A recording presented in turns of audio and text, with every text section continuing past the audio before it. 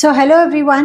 My name is Dr. Rajni Farmania and I'm a child neurologist practicing at Delhi and Ghaziabad. Today we are going to discuss about a very important abnormal movement in infancy which is commonly mistaken as seizure or epilepsy.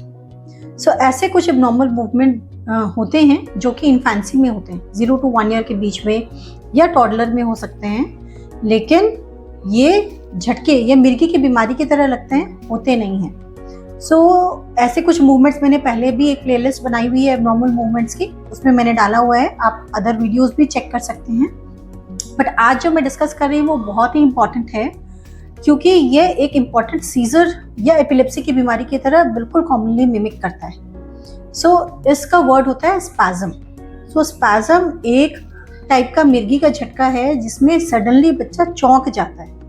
उसमें बच्चे को ऐसे sudden ऐसे fits होते हैं जिसमें कंधे की, हाथ की ऐसे मूवमेंट होती है जो बच्चे को उस टाइम पे बच्चा अगर खेल रहा है या खा रहा है, कुछ कर रहा है, ऐसे सडनली चौंक जाता है। ये एबनॉर्मल भी हो सकती है, मतलब कि ये एपिलेप्सी भी हो सकती है, बट ये एक नॉर्मल इन्फेंट में भी दिखता है।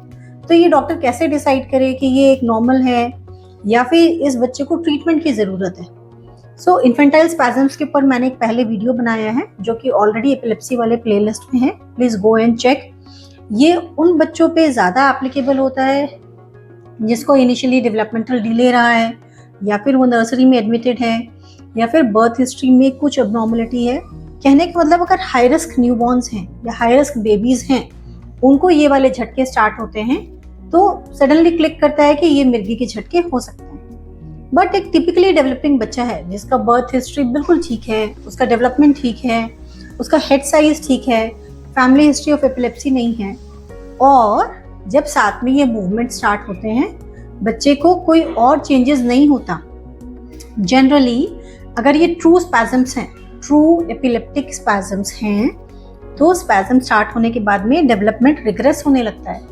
जो बच्चा स्माइल कर रहा था, जो बच्चा बैठना उठना सीख गया था, ग्रेजुअली वो बच्चा धीरे धीरे चीज़ें लूज करता है। कोई बच्चे को अगर वो पहले मुस्कुराना सीख गए हैं, बोलना सीख गए हैं, तो लैंग्वेज माइलस्टोन का रिग्रेशन हो जाना, बिहेवियर एबनॉर्मल हो जाना, चिड़चिड़ा हो जाना, रात में नहीं सोना, गुस्सा करना, फीडिंग प्रॉपर नहीं करना।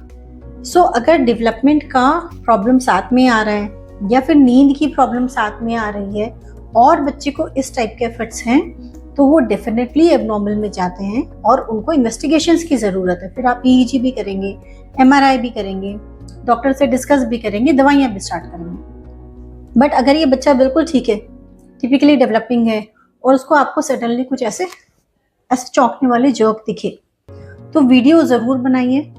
वीडियो बना के डॉक्टर से डिस्कस करिए, दिखाने जाइए कि क्या ये ट्रू एपिलेप्टिक स्पैज़म है या फिर ये बिनाइन इन्फेंटाइल स्पैज़म, जो मैं आज डिस्कस कर रही हूँ कि ये ट्रू एपिलेप्टिक स्पैज़म नहीं हो के बिनाइन इन्फेंटाइल स्पैज़म भी हो सकता है।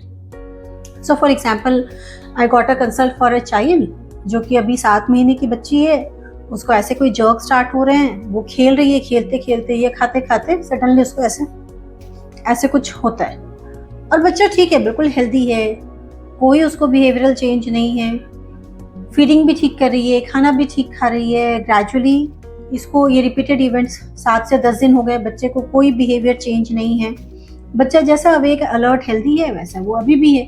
There is no problem at all. Then we have to think again कि क्या ये ट्रू एपिलेप्टिक स्पैज़म है या नहीं है। इन केसेस में कई बार डॉक्टर EEG एडवाइस करते हैं कि EEG करके देखते हैं कि whether do you get typical spasm markers in EEG और not.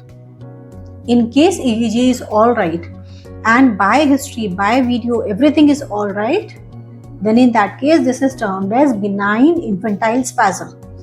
Not all spasms are epileptic.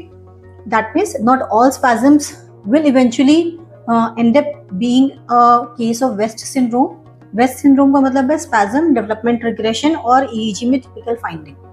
But बहुत सारे बच्चे होते हैं जिनको बिनाइन इन्फेंटाइल स्पैज़म होता है, उनको स्पैज़म की तरह होता है, बट टिपिकली उनको EEG की एबनॉर्मलिटी नहीं होती, बच्चे को कोई और डेवलपमेंट का रिग्रेशन नहीं होता, बच्चा नॉर्मली डेवलपमेंट गेन कर रहा होता है और बच्चे की ओवरऑल बिहेवियर में भी कोई चेंज नहीं आता। That means it is very important to differentiate between true infantile spasm versus benign infantile spasm in infancy. And for that, video recording 1, typical history and examination is very important, and then go and discuss with your doctor whether the child needs an EEG test or not. If required, get a test done from a reliable place and then go ahead with the further treatment. Thank you.